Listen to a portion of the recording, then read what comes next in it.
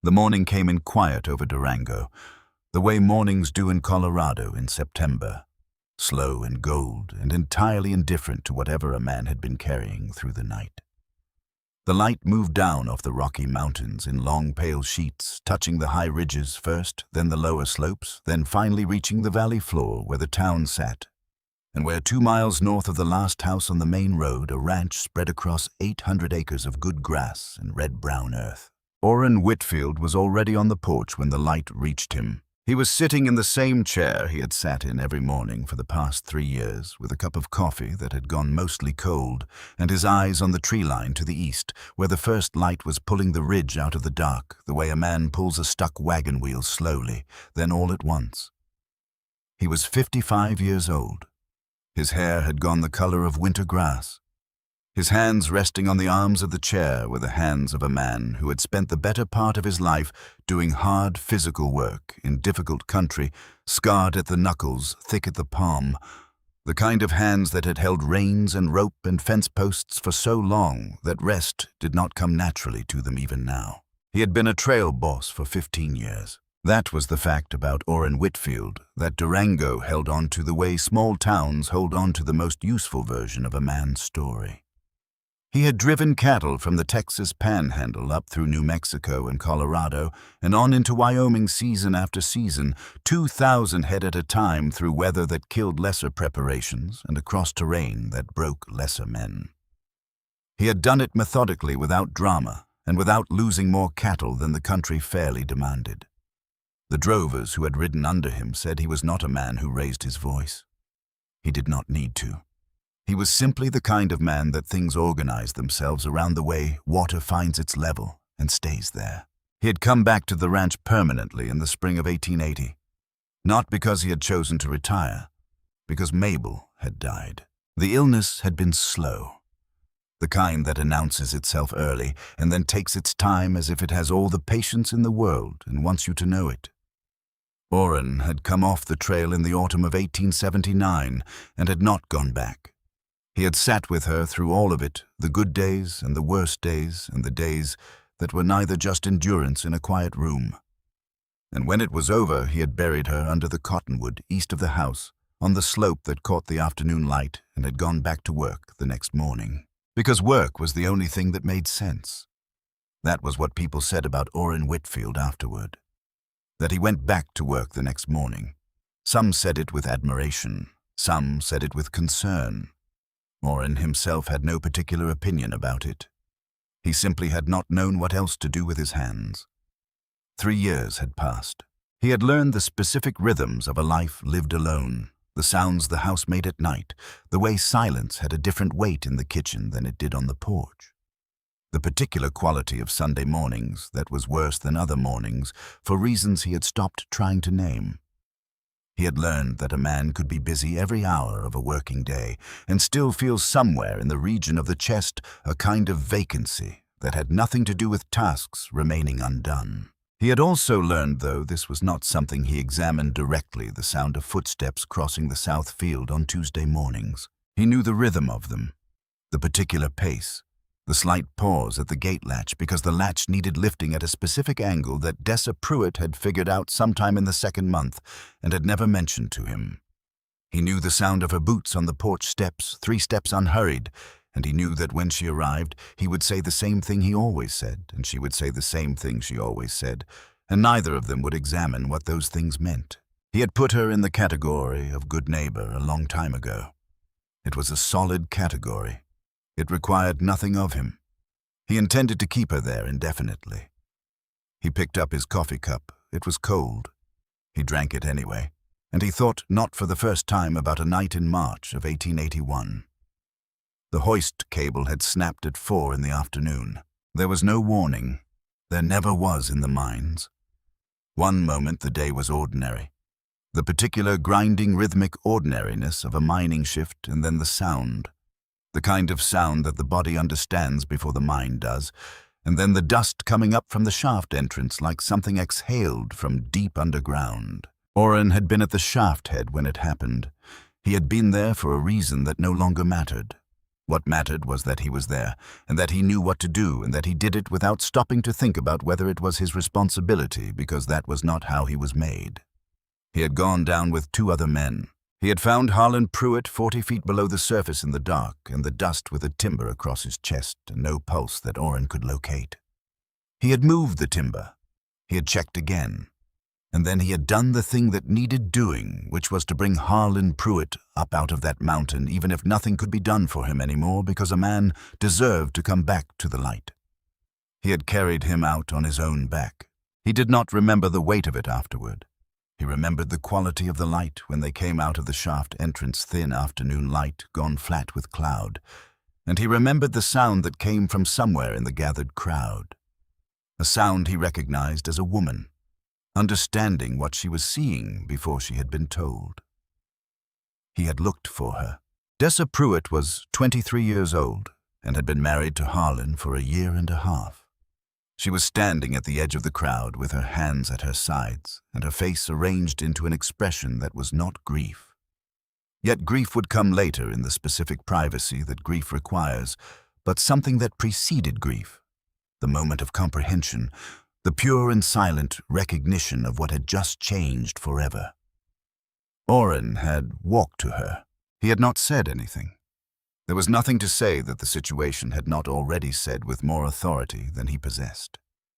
He had put his hand on her shoulder briefly once, and she had looked up at him, and he had looked back at her, and then he had stepped away because she had people coming toward her now, and she would be surrounded, and she did not need him specifically anymore. He had told himself that at the time, that she did not need him specifically. He still was not entirely sure if that had been accurate. The funeral had been on a Thursday. The whole of Durango came, or most of it Harlan. Pruitt had been a popular man, cheerful by nature, the kind of person who remembered names and used them, who made a room feel more occupied and easier to be in. The loss of a man like that is a particular kind of loss for a community. They feel it in the aggregate. They show up in numbers as if to demonstrate that the space he left cannot be simply filled by one person, but requires the combined presence of everyone who valued him. Dessa had stood at the graveside with the particular composure of a woman who has decided she will not fall apart in public. Not because she feels nothing, but because she has made a private agreement with herself about what is allowable. She had received condolences with the words that exist for receiving condolences. Quiet. Appropriate. Wearing the grief the way a person wears a coat they have put on because the weather requires it and not because they chose it. Orrin had stood at the back. He had waited until most of the other mourners had passed through and the graveside was quieter, and then he had walked to where she stood and he had done what he had done at the mine.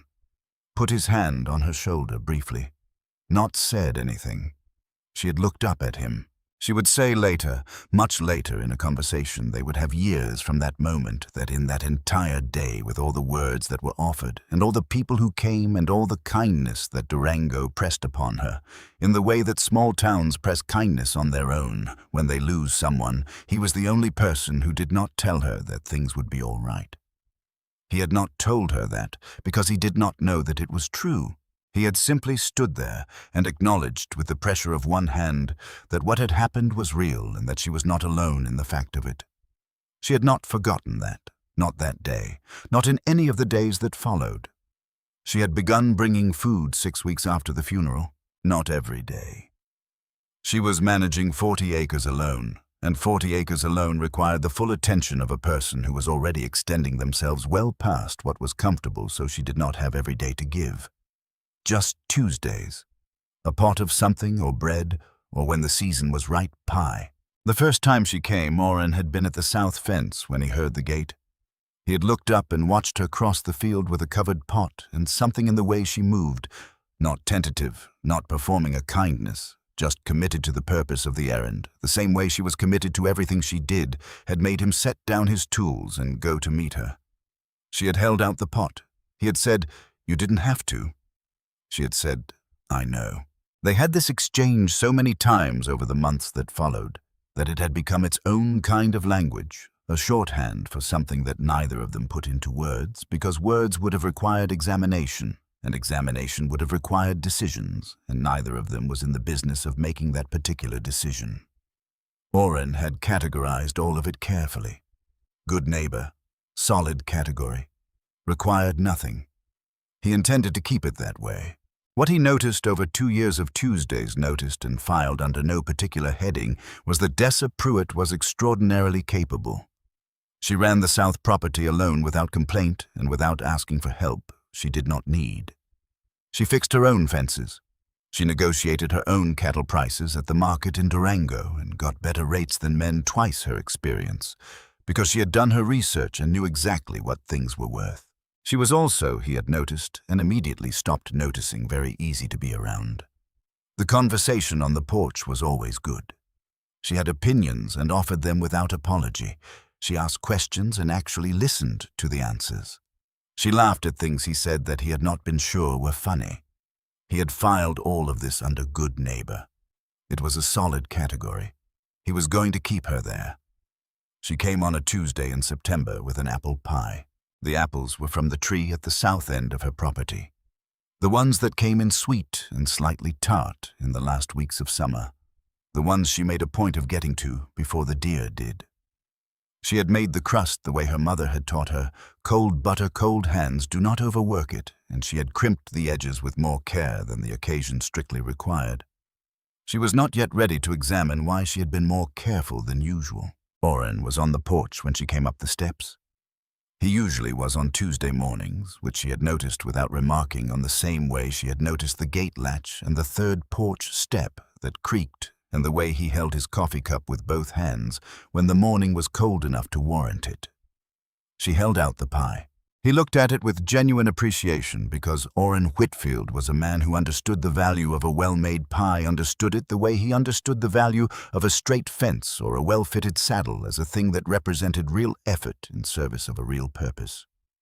He looked at the pie, then at her, and something shifted in his face the way things shift in the faces of people who do not shift easily.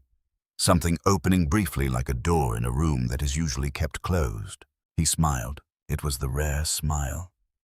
The one that arrived slowly, the one that changed the whole architecture of his face, moved the lines of it into an arrangement that made him look like an earlier version of himself.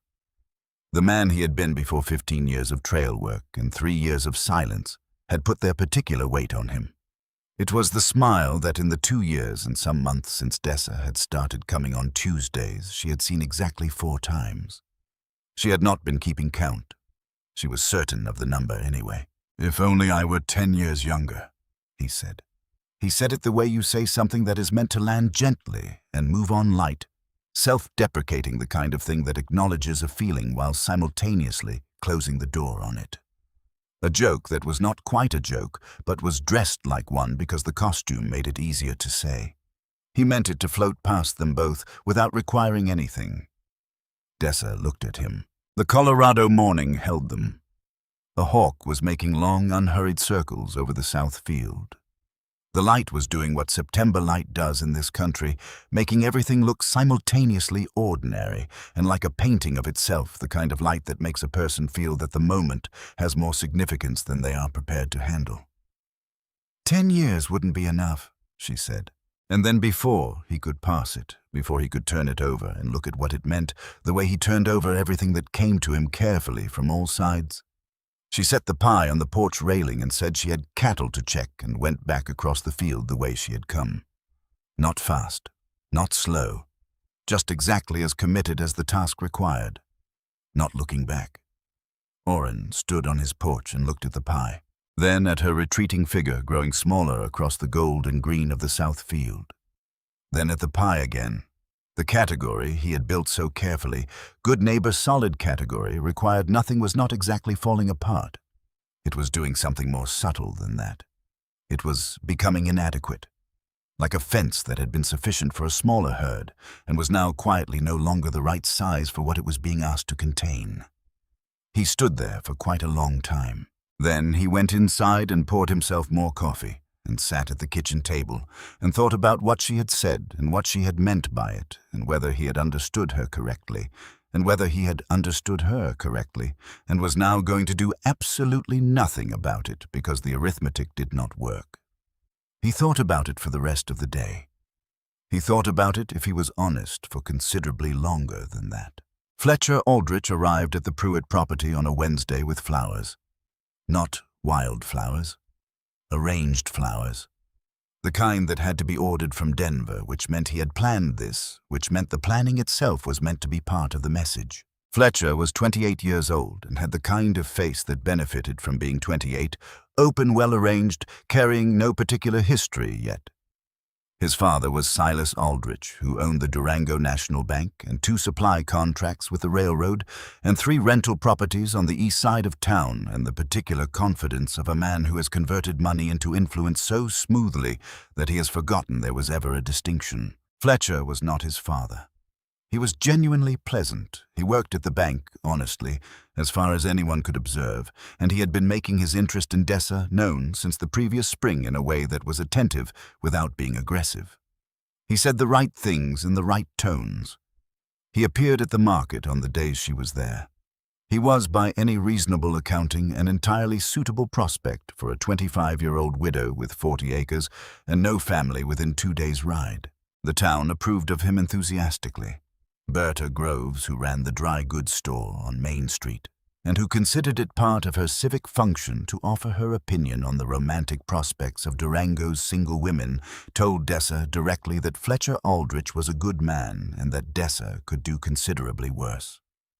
Ruth Hagan, who was 27 and had been married for a year and who had appointed herself an authority on the subject on the basis of this credential, was more pointed. "He has asked about you 3 times this month," Ruth said. 3 times, Dessa. At what point do you give the man a fair chance?" "When I want to," Dessa said pleasantly. "And when will that be?" Dessa looked at the mountains to the west through the store window. Those Colorado mountains, always there, always exactly themselves, unbothered by the questions of the valley below. "I don't know," she said, which was not entirely true. She had a fairly clear sense of when she was going to want to give Fletcher Aldrich a fair chance. The answer was approximately never. The reason for that answer was something she was not yet ready to say out loud, because saying it out loud would make it real, and real things had consequences, and she had already dealt with enough consequences in the last 2 years to last her a good while. She received the flowers with the warmth she gave everything and the specific internal composure of a woman who knows exactly what flowers from Denver mean and is not sure how to address it without being unkind. She put them in water. She offered coffee. Fletcher sat at her kitchen table with the ease of a man who was accustomed to being welcome and told her about his father's new supply contract with the railroad. He asked if he could take her to the Harvest Social at the end of October. "I'll think about it," she said. After he left, she stood at the kitchen window and looked across the field toward the Whitfield ranch. The late afternoon light was on the upper fence line. Somewhere out there, Orrin was doing whatever Orrin did in the late afternoon, which she knew because she had been paying attention for 2 years, was usually checking the north pasture before sundown. She looked at the mountains and thought about something Mabel Whitfield had said to her in the autumn of 1886. Weeks after Dessa and Harlan had moved on to the south property, when Mabel had walked across the field with a jar of preserved peaches and sat on the south cabin porch for an hour. Mabel had been a woman of particular attention, the kind that made a person feel entirely seen without feeling examined. At the end of that hour, as she was preparing to leave, she had said something that Dessa had carried with her without entirely understanding until she needed to understand it. She had said, "The right man is the one who shows up the morning after Dessa, not the one who shows up with flowers." Dessa had nodded, thinking she understood. She had not understood yet. She understood now.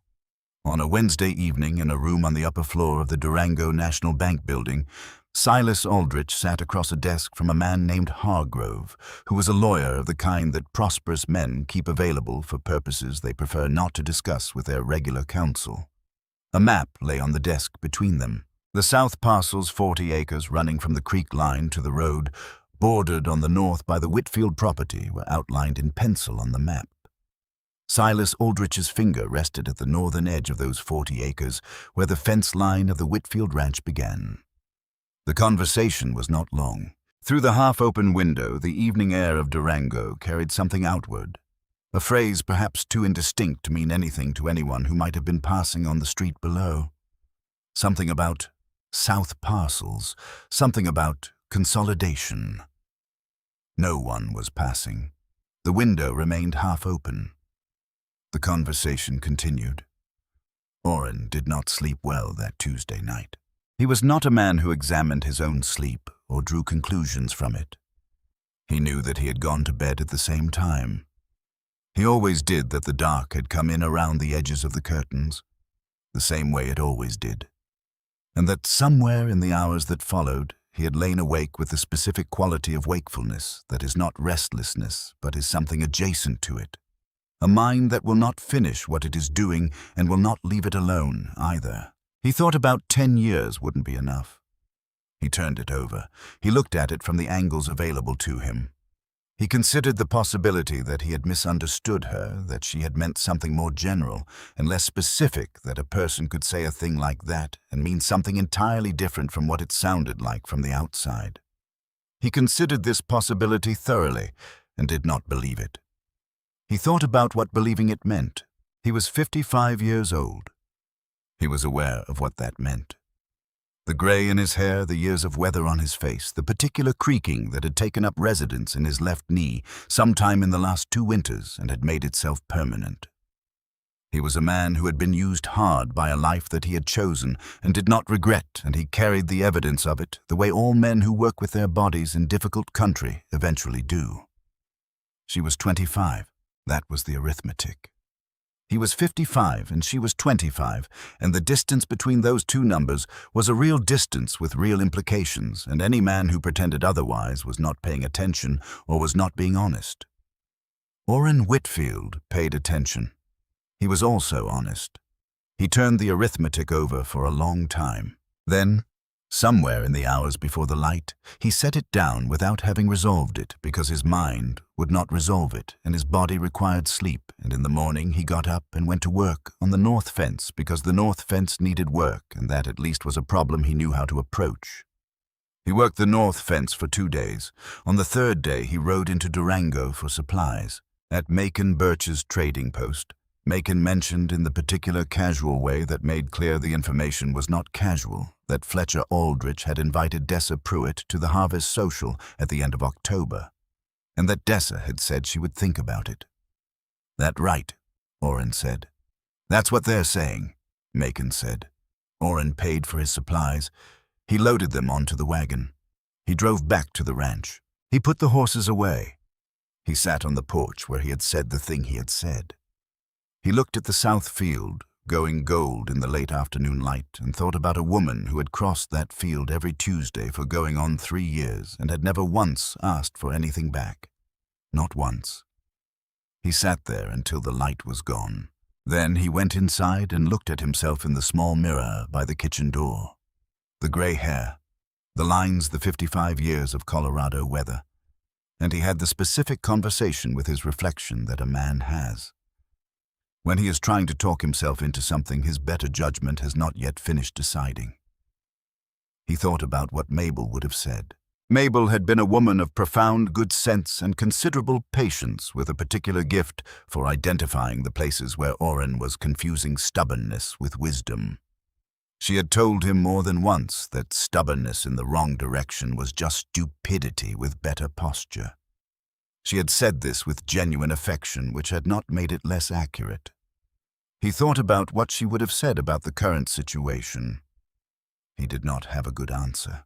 But somewhere in the thinking a decision was beginning to form, not fully, not yet, but beginning the way ice begins to form on still water, first at the edges, and then working inward, slow and quiet, and entirely committed to itself. He would need, he thought, to look at the thing directly, whatever the thing was. He would need to look at it the way he looked at a stretch of damaged fence or a section of failing pasture, not from a distance, not with the comfortable assumption that it was probably fine, but up close and honestly with whatever it was he actually had to offer, weighed against what it would actually require. He was not ready to do that yet. But he was, he thought, getting there. The Colorado night settled over the ranch. The stars came out in the particular density that high altitude produces more stars than a person raised at lower elevation would believe possible, the sky so crowded with them that the dark between them seemed like the exception rather than the rule. Some things Oren had learned over 55 years arrived whether you were ready for them or not. The question was not whether you were ready. The question was what you did with your hands when they arrived. The north fence took 4 days to repair properly. Oren did not rush it. He was not a man who rushed fences, and he was not in these particular 4 days a man who wanted to finish and have nothing left to do with his hands. Work was the place where his mind could be occupied honestly, where the body's requirements took precedence over the mind's circling, and so he worked the fence with the full attention it deserved, and then found other things that needed doing and attended to those as well. The barn roof on the east side had been needing attention since June. He attended to it. The water trough at the north pasture had developed a slow leak sometime in August. He found it and fixed it. The hinges on the main gate were wearing unevenly. He replaced them, taking more time than the task strictly required, because the replacement felt like something that should be done carefully, and because careful was the only speed he had available to him in these particular days. And every morning, without meaning to, he looked at the south field. The smoke from Dessa's chimney still rose straight and steady in the early hours. He could see on clear days the movement of her cattle in the lower pasture, small dark shapes against the gold grass, moving in the unhurried way that cattle move when they are content and well managed. He could see on the days she was mending fence along her northern border.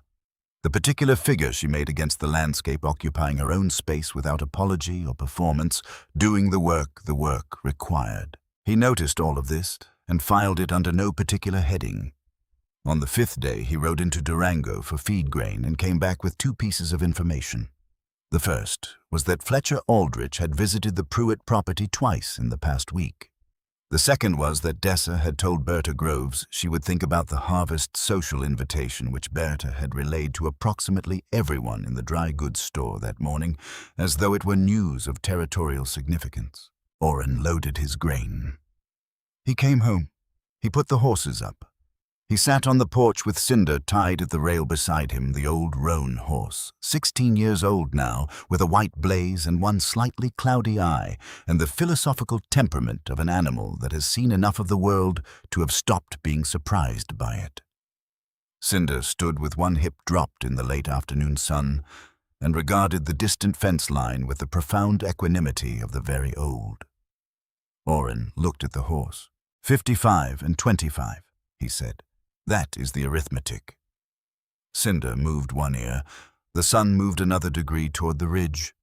She said a thing and walked across a field. That is what happened. A man can let that be what happened.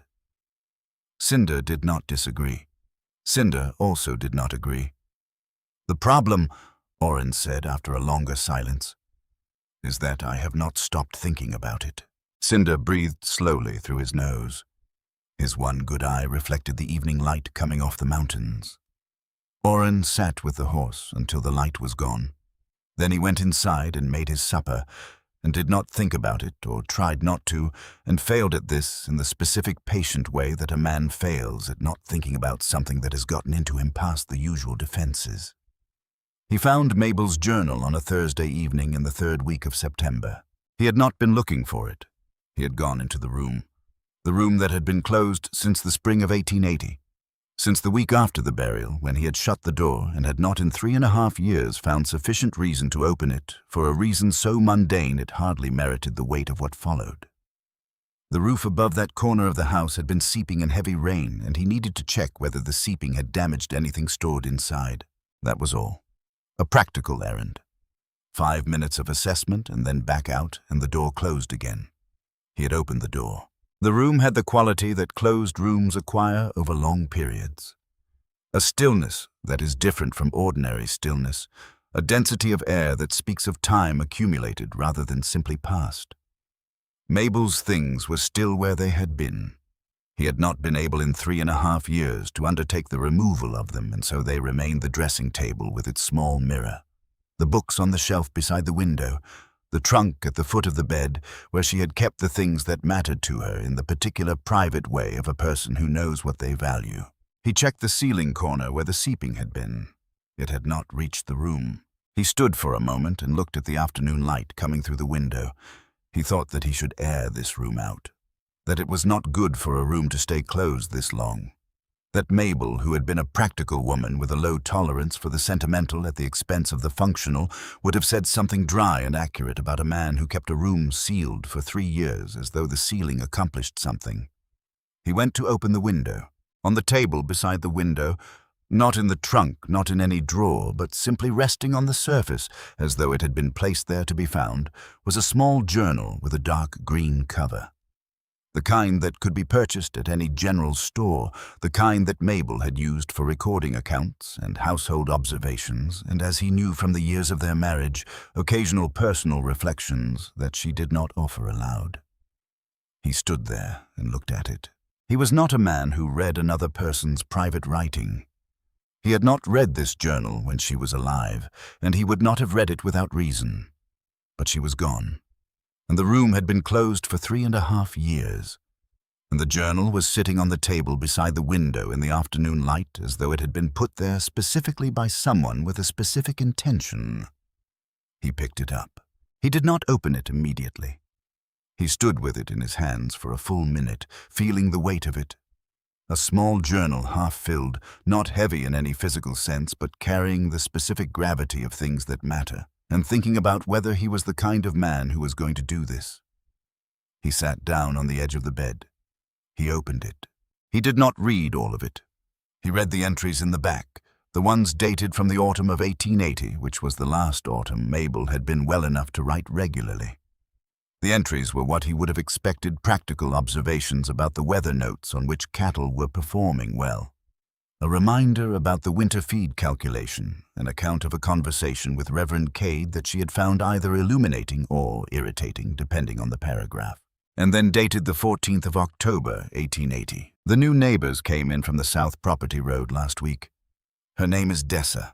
She is 22 years old, and she came to visit today with her husband, who is a pleasant man, cheerful in the way of men who are still young enough to find most things agreeable.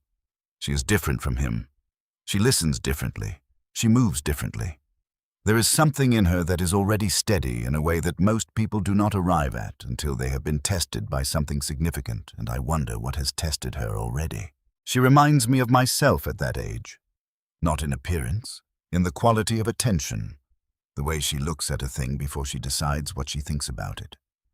That particular kind of capability that does not announce itself. Orrin does not see it yet. He is being polite in the way he is polite to all new neighbors, attentive, measured, not unkind, but he has not seen her yet in the way I mean. He will. He always notices the ones who do not need to be noticed. It just takes him longer because he is waiting for them to need something from him, and the ones worth noticing rarely do. Orrin read this paragraph twice. He sat with it for a moment, then he turned the page. There was one more entry after this one, dated 3 weeks later, November 7th, 1880, written in a hand that was less steady than the earlier entries, the hand of a woman who was putting effort into the physical act of writing itself. The doctor came today. I already knew what he was going to say. I have known for some weeks. I am thinking about what I want to say to Orrin and how and when. He will need time. He has always needed time to come to the things that matter. He approaches them the way he approaches difficult terrain on a cattle drive, from a distance, first looking for the hazards, mapping the route, and then committing fully once he has decided there is no better way through. This is not a flaw in him. It is simply how he is made, and it has served him well on most occasions. But some things do not wait for a man to finish mapping. I want to say this to him. I am not sure I will find the right moment or the right words, so I will write it here instead in case it is useful to someone someday. Don't spend too long being stubborn about being alone, Orrin. You're a good man with a great deal left to give, and stubbornness in the wrong direction is just stupidity with better posture. I believe I have mentioned this to you before.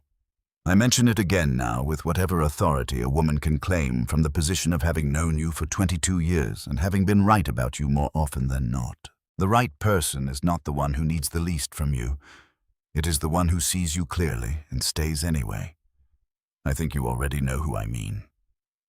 Orrin sat on the edge of the bed in the room that had been closed for 3.5 years, and the journal was open in his hands, and the afternoon light came through the window that he had opened to air the room out. And for a long time he did not move. The thing in his chest that arrived was not what he expected. He had expected, if he was honest with himself, that finding something like this would feel like grief, a return of the acute specific pain of the first months after Mabel died, the kind that is localized and overwhelming and makes the ordinary functions of the body feel impossible. He had been braced for that, without knowing he was braced for it. What arrived instead was different.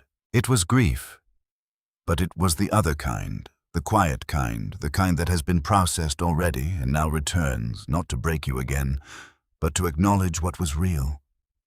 He felt the weight of her absence not as a new wound, but as the familiar shape of something he had been carrying all along and had simply learned to carry. And beneath that, or alongside it, because these things are not sequential. They exist simultaneously in the way that only complicated human feelings manage. There was something else entirely. Something that had nothing to do with loss. Something that felt, if he was being completely honest with himself, very much like permission. He sat there until the light changed. Until the afternoon became evening and the room went blue with it, the way rooms go blue at the end of a day when the direct light is gone, but the sky is still holding the last of it. Then he closed the journal and set it back on the table beside the window. He stood up. He looked at the room, the dressing table, the books, the trunk. He thought about what it meant that this room had been closed for 3.5 years, and what it would mean to open it properly, and whether there was a difference between honoring what had been and refusing to allow what might still be. He thought Mabel would have had something pointed to say about that question. He thought she probably had. He went to find a broom and cleaned the room out properly, the way it deserved to be cleaned, not to erase what had been in it, but to let air into it, to restore it to the condition of a room that was part of a living house rather than a sealed chamber for grief. He opened the window wider. He made the bed with clean linens. He straightened the books on the shelf. He left the door open behind him when he went out. The Harvest Social was on the last Saturday of October. Dessa went. She had in the end said yes to Fletcher's invitation, not because she had changed her mind about the situation, but because saying no indefinitely required an explanation she was not prepared to give, and because she was a practical woman who understood that practical women do not refuse all social invitations on the basis of private feelings they have not yet resolved. She wore her good dress, the dark blue one, and rode into Durango in the late afternoon when the sky was doing what Colorado skies do in late October, going the color of old pewter in the west, while the east stayed deep blue, the mountains caught somewhere between the two. Fletcher was waiting at the church hall entrance with the particular attentiveness of a man who has been waiting there long enough to demonstrate that he does not mind having waited. He was dressed well. He was, as she had told herself many times, a genuinely pleasant person. He brought her a cup of warm cider and stood beside her with the comfortable ease of a man who believes the situation is developing in a direction he prefers. The hall was full. Durango in 1883 was a growing town. The railroad had come 2 years prior and brought with it the specific energy of a place that believes it is becoming something, and growing towns fill their social occasions with enthusiasm and the ambient sense that opportunities should be taken while available. There was music, there was dancing, there were conversations Dessa participated in with genuine interest because she was a person who found other people genuinely interesting, and for stretches of the evening she was simply present in the room, not thinking about the things she was always thinking about. And then Berta Groves appeared at her elbow. Berta was a good woman, fundamentally. She had a sharp intelligence and a genuine warmth and a gift for commerce that had built the dry goods store into the most reliably stocked establishment between Durango and the territorial line. She also had the particular directness of someone who has decided that social diplomacy is an inefficiency and has long since stopped engaging with it. "I hear you've been spending time at the Whitfield Ranch," Berta said in a tone that was not quite a question. Dessa did not turn toward her immediately. She was looking at the room at the dancers at Fletcher across the hall, talking to a man from the bank with considerable seriousness of expression. "Orrin is my neighbor," she said. "He has been for 3 years. He is also 55 years old." I'm aware. Dessa. Berta set her cup down on the table beside her. Fletcher Aldrich is standing 20 feet away. He is 28 years old. His father owns this bank and the one in Alamosa. He is attentive, he has means, and he is genuinely fond of you as far as anyone can tell. A pause. I say all of this as someone who wishes you nothing but well. Dessa looked at Fletcher across the room. He caught her looking and smiled. She smiled back. Then she turned to Berta. Do you know what Orrin Whitfield did? She said, the morning after the spring flood took out my south fence, the whole 80-yard section along the creek. Berta waited. He was there before 7 in the morning. With lumber he could not easily spare from what I could see of the load on his wagon. He stayed until the fence was done. He did not mention it afterward. Not to me, not to anyone in this town as far as I have ever heard. She paused. Not once. Berta said nothing. That is not a small thing, Dessa said. That is the whole thing. The whole difference between the man who shows up with flowers and the man who shows up with lumber in the morning. She left the social early. She rode home through the Colorado night with the mountains black against a sky salted with stars. And she thought about what she had said to Berta Groves and whether she believed it and whether believing it was enough to make it simple. She believed it. She had believed it for longer than she had been ready to admit. Simple was a different question. 3 days after the social, on an ordinary Tuesday morning in November, Dessa came across the field without a pie. She came with a covered dish of something warm and went up the porch steps, and Orrin said what he always said, and she said what she always said. And they stood on the porch for a few minutes in the easy, undemanding way that had developed between them over 2 years of Tuesdays. And then she told him about the letter. She had received it on Friday, delivered by the county land office with the formal gravity of official correspondence which had caused her hands to tighten on the envelope before she opened it. The letter was from a firm of attorneys in Denver acting on behalf of the Durango National Bank. It stated in the measured language that legal documents used to deliver unpleasant information that a review of the original land filing for the South parcel, the 40 acres deeded in Harlan Pruitt's name in the autumn of 1880, had identified a discrepancy in the collateral documentation for a loan instrument dated December of that same year. The bank, the letter continued, was initiating a formal review of a title under Section 14 of the Colorado Territorial Property Code. Dessa had 30 days to respond through legal counsel. She had read it 4 times. On the 4th reading, she understood what it meant. The bank was claiming that something in the way the loan had been documented in 1880 left the title to her land in a form that could be disputed. It was not saying she had done anything wrong. It was saying that the record contained enough ambiguity to justify a legal process that would at the end of that process either confirm her ownership or transfer it. She told Orrin all of this on the porch, in the same level way she did most things, stating it as a fact that required action and was not yet a crisis, though it had the clear potential to become one. Orrin listened without interrupting. He was quiet for a long moment when she finished. "Who signed on the original collateral?" he said. The question was specific in a way that seemed for a moment like the question of a man who already knew the territory he was asking about. "Harlan did," she said. "It was his loan." "Was there a guarantor listed?" Something in the way he asked it, with the careful precision of a man arriving at something he has been approaching for a long time, made her go still. "I don't know," she said slowly. "I don't have the original documents. The bank holds them."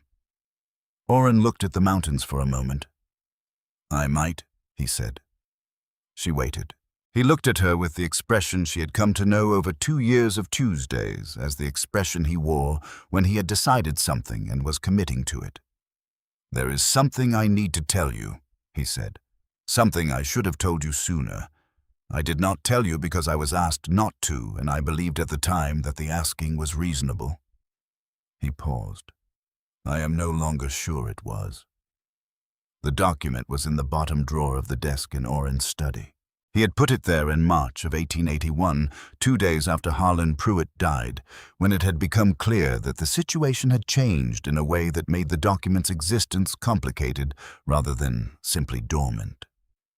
He had put it there, and he had not moved it, and he had not spoken of it, and in the 18 months since then, it had sat in that drawer with the particular weight of things that are kept not from malice, but from loyalty to a promise made to someone who was no longer there to release you from it.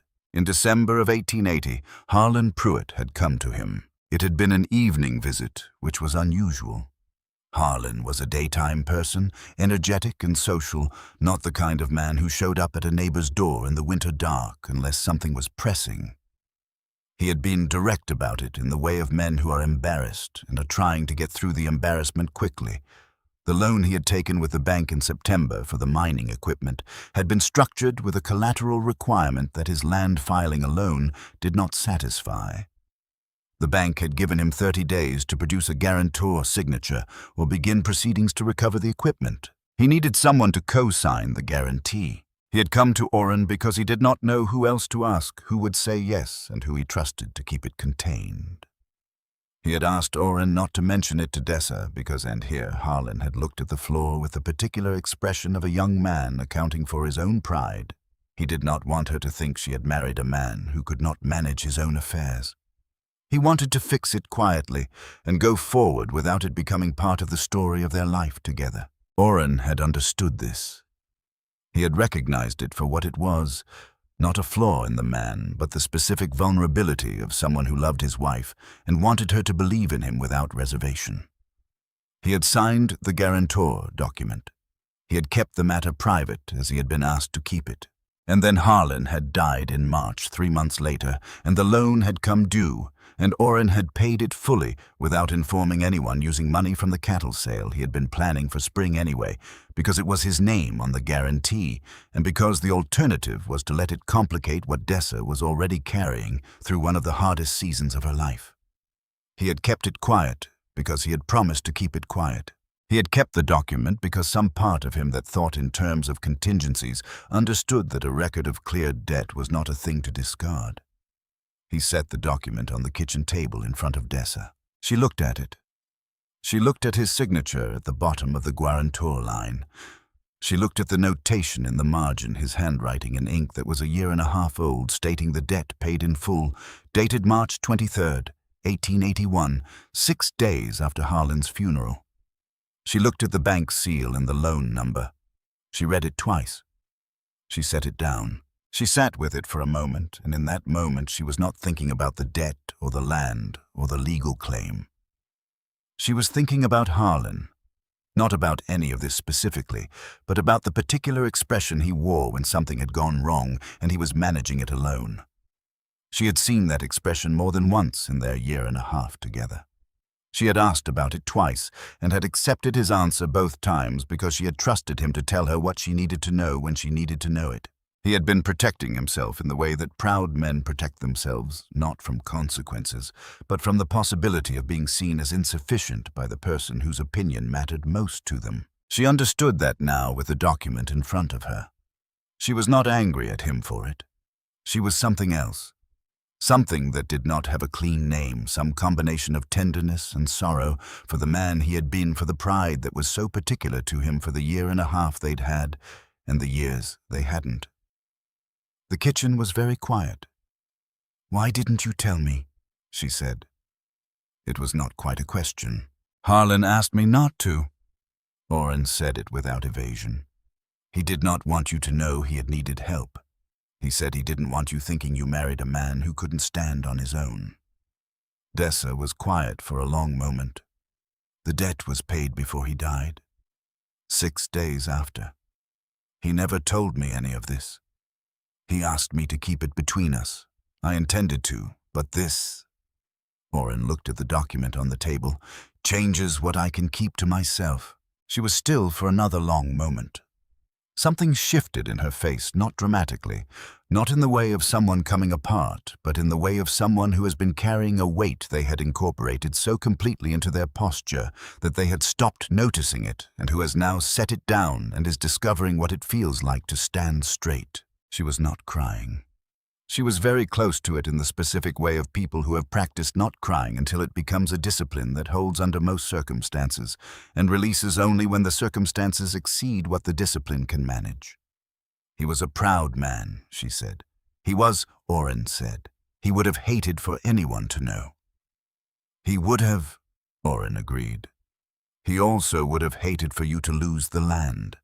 I think in his way, he would have understood.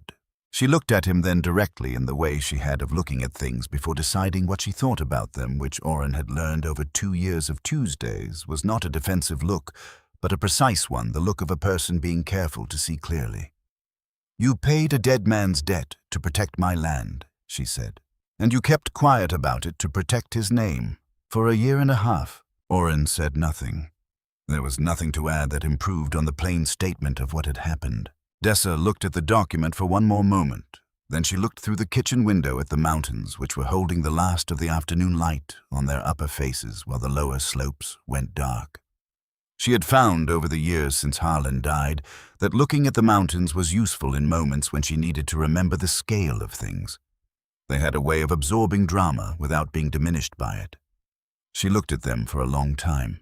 Then she folded her hands on the table and looked at Oren Whitfield, at the 55 years on his face, at the hands that had carried her husband out of a mountain and paid a dead man's debts in silence, and spent 2 years accepting her Tuesdays without once asking what they meant, and she made the decision she had been making slowly in increments for going on 3 years. She did not say it aloud, but she made it, and something in the quality of the silence between them, the specific settled quality of it, the way it sat without requiring anything from either of them, suggested that he already knew. Outside, the first thin snow of the season was beginning to fall on the upper ridges of the Rocky Mountains, not visible yet from the kitchen window, too high and too far, but beginning. The snow came down to the valley floor by the middle of November, not the first snow that had touched the upper ridges in late October. The kind of early season dusting that arrives as a reminder rather than a commitment, touching the high faces and retreating by midday. This was different. This was the snow that stayed. It came in overnight on a Wednesday, quiet and thorough, and by morning the ranch was white in every direction, the fence lines buried to their second rails. The cattle standing in the lower pasture with their backs to the wind, in the patient, uncomplaining way of animals that have made their peace with the country they live in. Oren was up before the light. He had been up before the light every morning of his adult life, not from insomnia, not from anxiety, but from the habit of a man whose work had always required him to be ahead of the day rather than catching up to it. He made his coffee.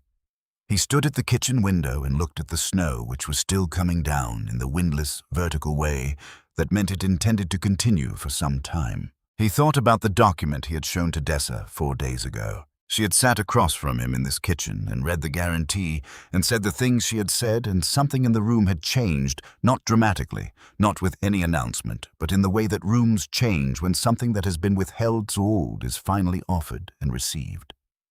She had not stayed long afterward. She had folded the document carefully and set it back on the table and said she needed to think which was a reasonable thing to say after learning what she had learned, and she had gone back across the south field in the late afternoon. He had watched her go. He had sat at the kitchen table for a long time afterward, not doing anything in particular, just sitting with the specific quality of quiet that follows a thing having been said. A quiet that is different from ordinary quiet, that has shape and weight to it, that sits in a room the way smoke sits after a fire has gone out.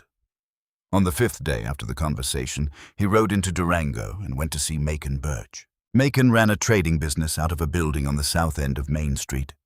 Not a store exactly, but the kind of establishment that functions as a clearinghouse for the commercial life of a territory where contracts were witnessed and transactions recorded, and men who needed a reliable third party for business dealings came to find one.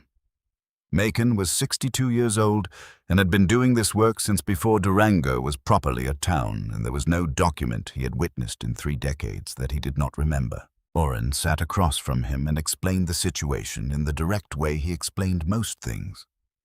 The original loan, the guarantor agreement, the payoff, the bank's current claim. Macon listened without interrupting.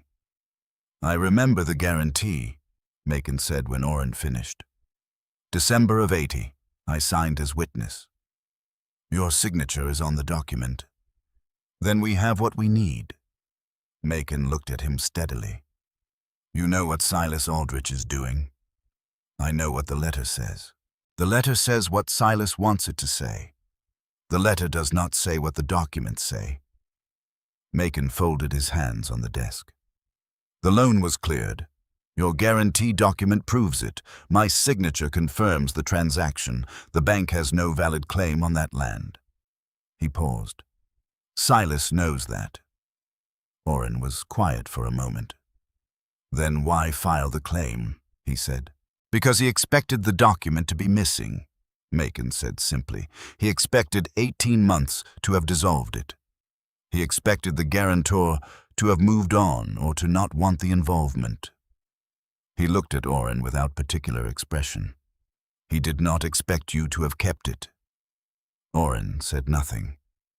What do you want to do about it? Macon asked. I want to settle it, Orrin said. He said it without elaboration because it did not require elaboration. He was not interested in the extended machinery of territorial courts or the particular satisfaction of a public reckoning. He was interested in the land being confirmed as Dessa's, the claim being withdrawn, and the matter being finished. Macon nodded once. Give me until Monday, he said. On Friday afternoon, 2 days after the conversation with Macon, Orrin walked into the Durango National Bank. He had not been in the building in 2 years.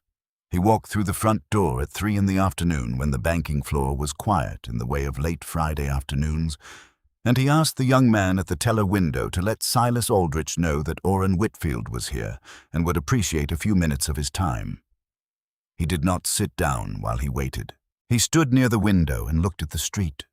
The snow that had been cleared from the boardwalks and was piled at the edges in gray-white ridges, a wagon going past with 2 men on the seat who were not talking to each other. A woman in a red coat coming out of the millinery across the street. Silas Aldrich came out of his office after 4 minutes. He was 60 years old, heavy-set, with the bearing of a man who has spent decades in a position of financial authority, not arrogant exactly, but composed in the particular way of someone accustomed to controlling the terms of every conversation he enters. He extended his hand to Orrin with the practiced warmth of a man who understood that warmth was useful. Orrin, he said, it's been some time. It has, Orrin agreed. They went into the office. Silas settled behind the desk. Orrin sat in the chair across from him and set the document on the desk between them without preamble. Silas looked at it. He picked it up. He read it the way a careful man reads something he has been hoping would not materialize, slowly looking for the error in a calculation he had believed was in his favor. His expression did not change dramatically. This, Orrin noted, was the expression of a man who had anticipated that a document might exist, but had calculated the probability of its appearance to be low enough to justify the filing. The calculation had been wrong. Silas set the document down. He looked at the window. At the street below. His street, his town, the supply contracts with the railroad that ran through his institution, the Alamosa branch that bore his name, the careful edifice of influence that he had built over 30 years of careful accumulation. He looked back at Orrin. Orrin looked back at him without expression and without impatience, with the specific quality of stillness that belonged to men who had driven cattle through blizzards and dry crossings and had learned that the most effective thing a man could do in a difficult situation was to remain present and wait for the other party to arrive at the correct conclusion on their own. The room was quiet. Outside the office window, Durango went about its Friday afternoon boots on boardwalks, the distant sound of the freight wagon coming down from the North Road, the ordinary sounds of a town that did not know what was being settled in this particular room. There was a question about the filing procedure, Silas said. There was not, Orrin said. The debt was cleared. The collateral is free. The land is hers. He let that sit for a moment. I want the claim withdrawn before Monday. Macon Birch will confirm the documentation with the land office. If the claim is not withdrawn before I return here on Monday morning, I will take this document to the territorial courthouse in Denver and let a judge explain to you personally why your bank filed a claim on paid land. Another pause, not for effect, but because the next part deserved its own space. I don't imagine that conversation would be comfortable for you, or for the Alamosa branch, or for the supply contracts with the railroad. Silas Aldrich sat very still. He was a man who had spent 30 years calculating odds and managing risk.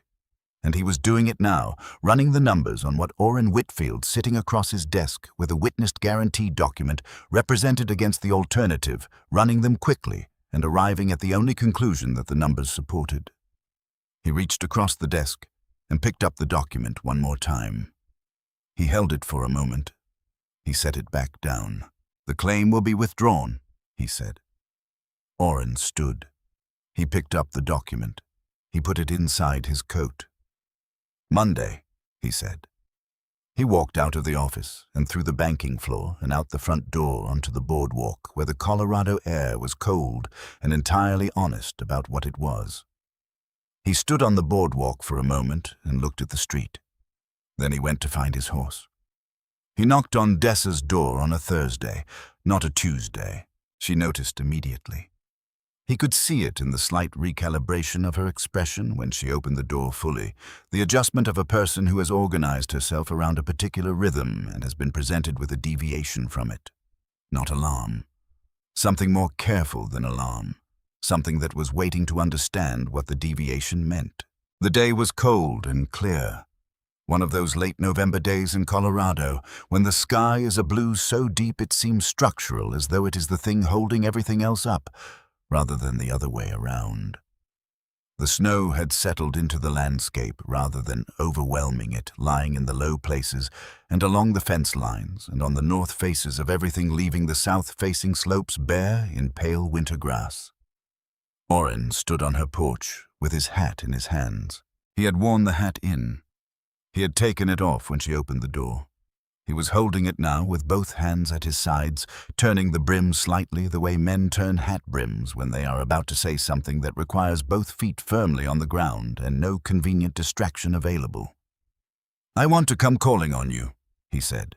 He said it the way he said things that mattered, without embellishment, without the softening additions that people attach to difficult statements to make them easier to receive. He said it clearly, as a thing he had decided after considering it from every available angle, and had now committed to completely with the full weight of everything he was behind it. "Properly," he added, "if you'll allow it."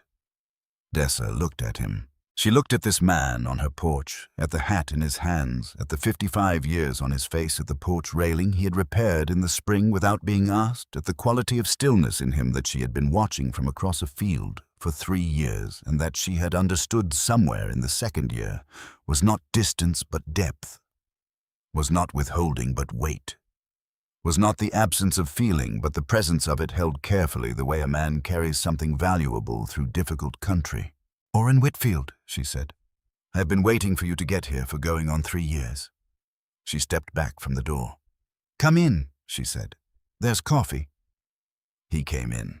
He sat at the kitchen table, the same table where he had laid the document a week ago, where she had read it and set it down and looked at the mountains through the window, and she poured the coffee and sat across from him, and they were quiet together for a moment in the way that people are quiet when they have arrived somewhere they have been traveling toward for a long time, and the arriving itself is a kind of completion. Then she asked about the claim. He told her about Macon Birch, about the conversation with Silas Aldrich, about what he had said and what Silas had said and what would happen by Monday. He told it simply in the order it had occurred without dramatizing the confrontation or diminishing it. Dessa listened entirely without performing it. When he finished, she was quiet for a moment. "He bet you hadn't kept it," she said. "He did. He was wrong." "He was," Orrin said. Something moved through her expression. Not quite a smile, but the thing that precedes a smile in people who are processing something complicated at the same time that they are feeling something clear. She looked at her coffee, looked back up. "You have been protecting my land for 2 years," she said, "and protecting Harlan's name for the same 2 years, and you have not said a word about either to anyone." "Harlan asked me not to." "Harlan is gone." "He is," Orrin said, "but a promise is a promise until the circumstances make keeping it impossible. The circumstances made keeping it impossible." She looked at him for a long moment. "He would have liked you," she said. "He did like you. He talked about you before. He said you were the kind of man who did what he said he would do and didn't make a performance out of it. He was generous in his assessment, Orrin said. He was accurate, she said. They sat with that for a moment, with Harlan between them, not as a weight, but as an acknowledgement, a recognition of who he had been and what he had meant and the specific, uncrossable fact of his absence. They sat with it the way people sit with the memory of someone good, without trying to resolve it, just letting it be there. Outside the kitchen window, the Colorado afternoon was holding steady, cold and clear. The mountains in the thin winter light, their faces bare above the tree line, enormous and unchanged. "I am 55 years old," Orrin said. He said it not as an apology or a preemption, but as a fact he intended to name directly, because he had learned over many years that unnamed facts do not disappear. They accumulate interest and emerge later heavier and harder to address than they would have been at the start. I am aware of what that means and what it does not mean. I am not going to pretend it is nothing. Dessa looked at him. "It is not nothing," she said. "I have not pretended it is. But it is not everything either." "No," she said. "It is not everything." The kitchen held them both. "I know what I have to offer," Orrin said. "I have a ranch that needs work, and a porch railing I repaired in the spring, and a kitchen window I replaced last month. I have a horse that is too old for heavy work, and a cow dog that is too set in her habits to learn new ones. I have 15 years of knowing how to move cattle through bad country and 30 years of keeping my word." He looked at his hands on the table. "I cannot compete with a younger man's arithmetic." "Then don't," Dessa said. He looked up at her. She met his eyes with the direct, unhurried attention she brought to everything that mattered, and in it he saw no uncertainty and no performance and nothing held back. She was 25 years old, and she had managed 40 acres alone for 2.5 years, and she had buried a husband and kept a ranch alive through a Colorado winter with no help asked and none accepted. And she was looking at him now with the expression of a person who knows exactly what they are choosing and has chosen it clearly and without reservation. "I have been watching you from across that field since I came here," she said. "I have watched you work, and I have watched you grieve, and I have watched you keep your word to a dead man at the cost of your own." She stopped, looked at her coffee, looked back up at him. "I know what I'm looking at, Orrin. I have known for a long time." The room was very quiet. "Then I would like to come calling on you," he said. "If you will allow it." "I already said yes," she said. "Drink your coffee." The land claim was withdrawn on Monday morning as agreed. Macon Birch confirmed the documentation with the county land office that same afternoon. The title was entered into the record as clear 40 acres on the south side of the creek running from the road to the Whitfield property line belonging to Dessa Pruitt without encumbrance or pending claim. Dessa did not thank Silas Aldrich. She did not think he was owed thanks. Reverend Cade came to the ranch on a Saturday in December. He was a methodical man, not unkind, but precise with the particular pastoral conviction that difficult conversations were his professional responsibility and that a man who avoided them was failing his function. He had married 4 couples in Durango in the past year and had spoken honestly to all of them about the commitments they were undertaking. He sat on the porch with Orrin and drank coffee and said the thing he had come to say. "She is 25, he said. "You are 55. In 20 years, Orrin, you will be 75 years old." Orrin looked at the mountains, at the way the December light hit the upper faces cold and precise, making the snow on the ridges look like something carved rather than something that fell. "In 20 years, he said, I will be 75. And she will have had 20 years of a man who shows up the morning after, who keeps his word, who does not tell her that things will be all right when he does not know that they will." He paused.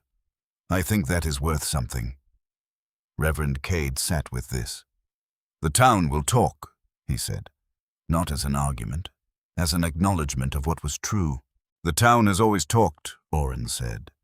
"The town talked when I came back from trail work early because Mabel was sick, and it talked when I went back to work the morning after the burial, and it has formed opinions about every decision I have made for 30 years.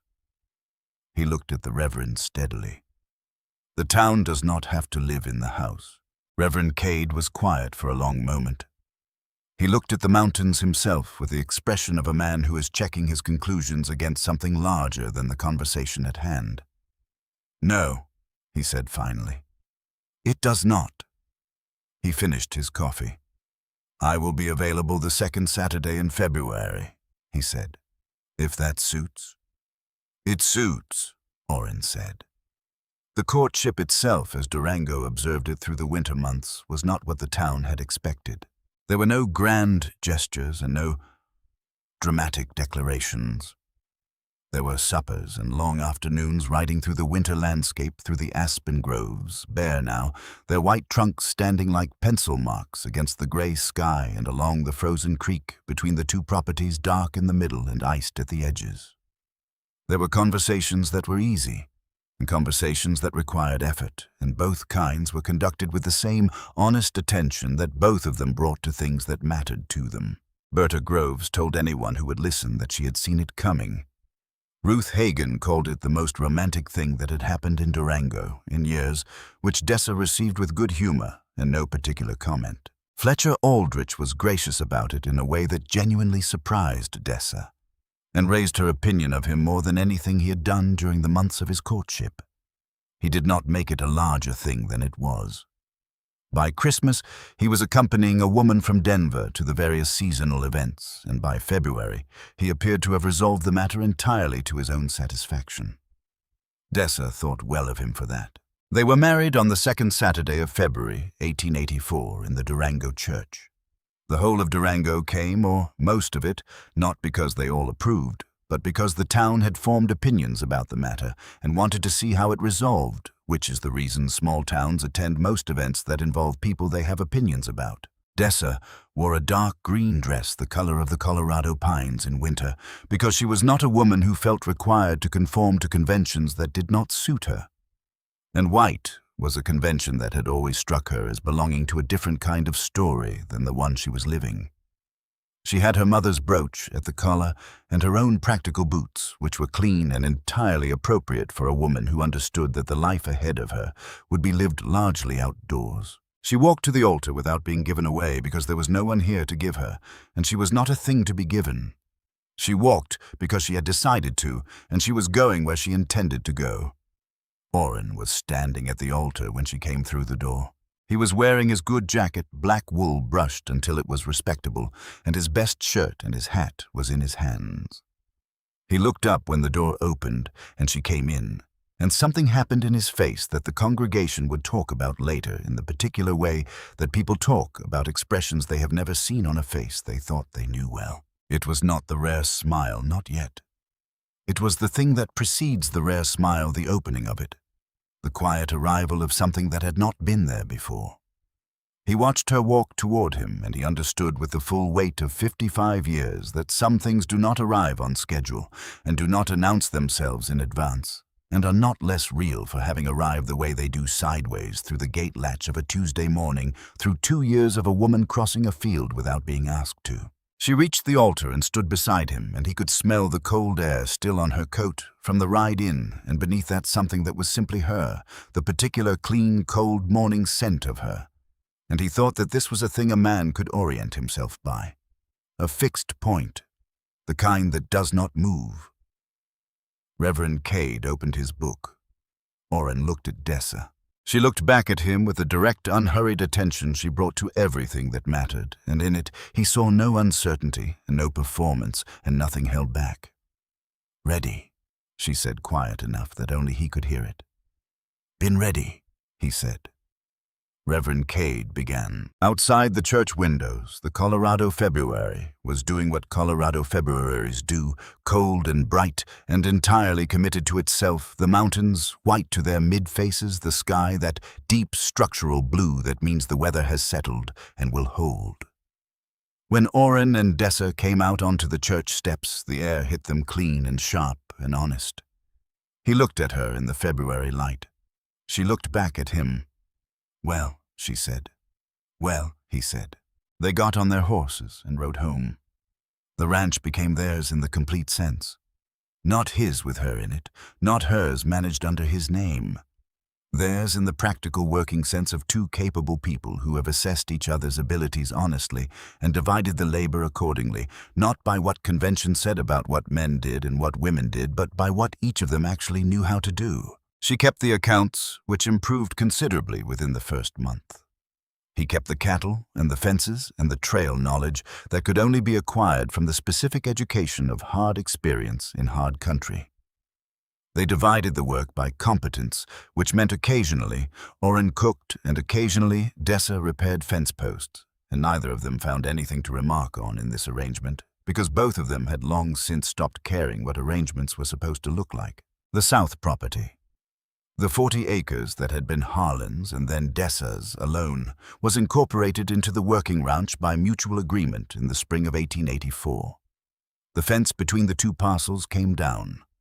The cattle grazed across both as a single herd.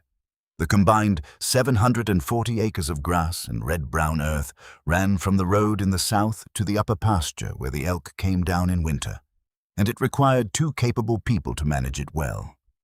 They managed it well. Mabel's room was no longer closed. Dessa had asked about it in March, in the careful way she asked about things that might carry weight, had asked whether the room was being saved for something or whether it might be used.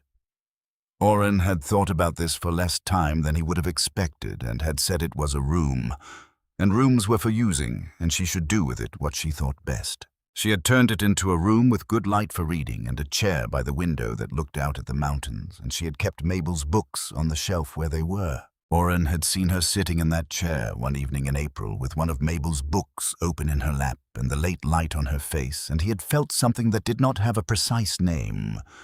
Something that was not grief and was not happiness exactly, but was the specific feeling of things having arrived where they were supposed to be. He had not said anything.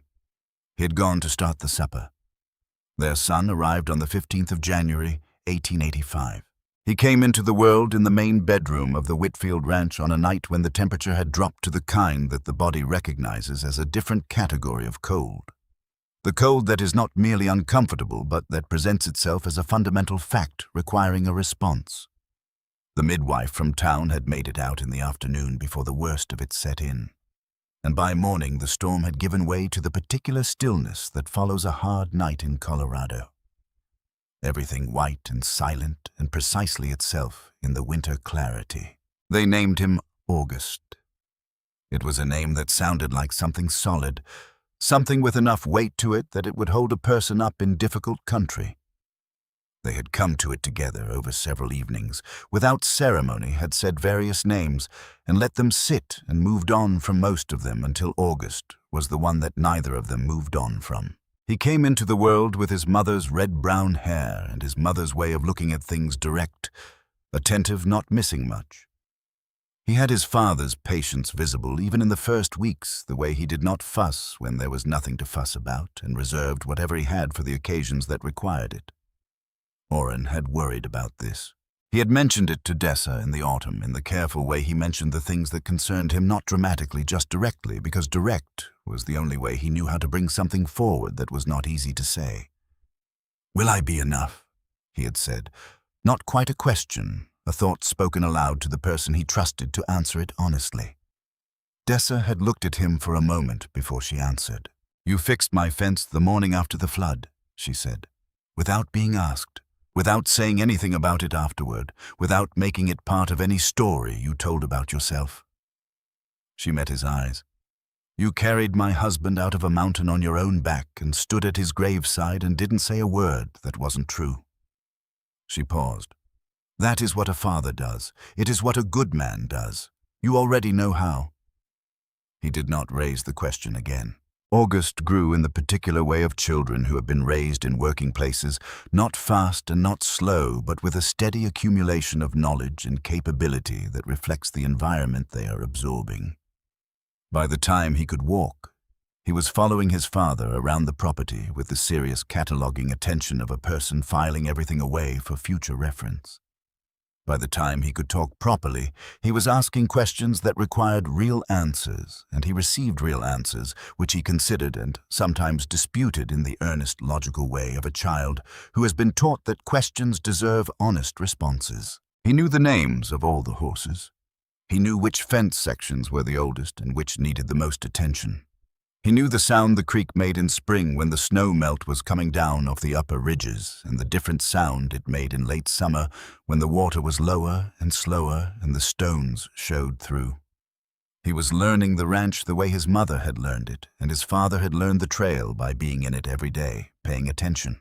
On a morning in September of 1886, 3 years almost to the day since the pie in the porch and the Tuesday that had set everything in motion, Orrin was at the north fence when he heard the gate. He knew the sound of it. He had always known the sound of it, the particular lift and swing of the latch. The slight complaint of the hinge he kept meaning to oil and kept not oiling. He had come to think of the sound not as a mechanical event, but as information, as a signal that told him something specific was coming. He set down his tools. He turned. Dessa was crossing the north field with August on her hip, 18 months old now, solid and attentive, looking around at the September morning with the grave cataloging expression of a child who is filing everything away. She was wearing her work coat and her boots, and her hair was coming loose at one side the way it did by mid-morning when she had been working since early, and she was walking with the walk she had always had, the one he had watched from a quarter-mile away for 3 years, the one that did not change whether she was carrying something or not, whether the ground was muddy or frozen or sun-dried, whether she was tired or rested, the walk of a person who had decided where she was going and was going there. He opened the gate. She came through. He took August from her. The boy regarded him with the serious, dark-eyed attention that was entirely his mother's, then settled against his father's shoulder with the comfortable weight of a child who knows exactly where he is and considers it sufficient. Orrin looked at his son for a moment, at the red-brown hair and the alert eyes and the small hand already reaching up to investigate the collar of his coat. And then he looked at Dessa in the September morning. The light was the same as it had been 3 years ago. The gold going into the grass at the edges the way it did every September in this country. The smoke from the kitchen chimney rising straight and steady into a sky so blue it seemed like something a person had invented rather than something that simply was. And the mountains, standing where they had always stood, enormous and permanent and entirely themselves unchanged by whatever had happened or not happened in the valley below them across all the years they had been standing there. "If only I were 10 years younger," Orrin said. He said it the way he had said it the first time, lightly, easily, but not with the same intention. Not as a deflection, not as a door being closed on something he was not ready to acknowledge. He said it as a man who has finally understood what he was saying, and who says it now not to dismiss what he almost missed, but to hold it up and look at it clearly, to acknowledge the distance between the man who had said it as a joke on a porch 3 years ago, and the man who was saying it now, standing in a field with his son on his shoulder and his wife beside him. Dessa looked at him. It was the same look she had given him that morning on the porch. The look he had not been able to read, the look that had started everything. The look he now knew by heart and understood completely, and would spend the rest of his life grateful to be on the receiving end of. 10 years wouldn't have been enough, she said. She said it the way she had said it the first time, directly, without apology, without the softening additions that make things easier to say, but less true when you say them. She said it as a statement of something she had known for a long time and had never needed to revise. "I needed exactly you," she said. "Exactly this." August looked between them with the serene incomprehension of a child of 18 months who does not yet have the language for what he is witnessing, but who is entirely inside the warmth of it, who will grow up inside it, who will carry the shape of it into whatever he becomes, who will understand it years from now. In the particular way that children understand the foundations they were built on, not all at once, but gradually, like a landscape revealing itself as the morning light moves across it. Orrin shifted his son against his shoulder. He looked at Dessa. He looked at the mountains. He looked at the south field going gold at the fence line that had once marked the boundary between where his land ended and where hers began, the line they had taken down in the spring and would not put back. He had almost let the numbers be the answer. He had almost stayed on his side of the fence. Mabel had known he might. She had written it down in November of 1880 in a hand already going unsteady because she had understood him well enough to know that his greatest risk was not failure, but caution, the specific stubbornness of a capable man who confuses careful thinking with the right to delay indefinitely. He had not delayed indefinitely. He had been grateful for that every morning since February of 1884, and he expected to be grateful for it every morning for as long as mornings were available to him. August put one small hand flat against the side of his father's face, the way small children do when they are making certain that what they are touching is real, when the world has presented them with something they value and they want to verify with the most direct instrument available to them that it is actually there. Orrin held his son. Dessa stood beside him. The Colorado morning held them all gold and clear and permanent, real as the ground beneath their feet, real as the mountains that had stood in this valley before any of them were born, and would stand here long after, unchanged and unchangeable and entirely indifferent to the particular happiness of the people below them. Which was, Orrin thought, exactly as it should be. The mountains did not need to know what had happened here. He knew. That was enough. That was in fact more than enough. It was the whole thing.